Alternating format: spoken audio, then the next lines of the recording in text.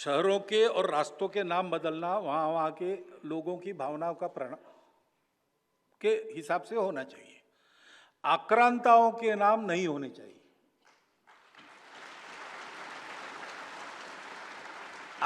आप ये समझकर तालियां मत बजाओ कि मैंने मुसलमानों के नाम नहीं होने चाहिए ऐसा कहा है। ऐसा नहीं कहा है मैंने।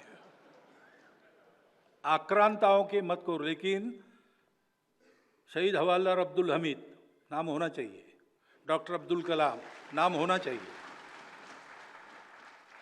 ये प्रश्न किसका क्या रिलीजन है इसका नहीं है, कौन देशभक्त है कौन नहीं है उसका है। हमको प्रेरणा किससे मिलती है? जितनी राम प्रसाद बिस्मिल से मिलती है उतनी अशफाक उल्लाह खान से भी मिलती है, मिलनी चाहिए।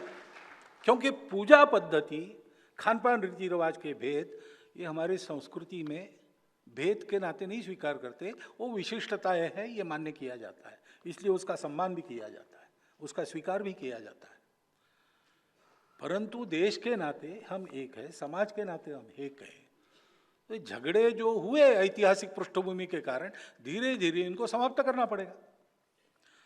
तो रास्तों का नाम बदलना, इसमें मुसलमान विरोध नहीं है, और रास्तों का नाम बदलना इसमें आक्रामकों को छोड़कर बाकी सब स्वीकार है, ये ध्यान रखना।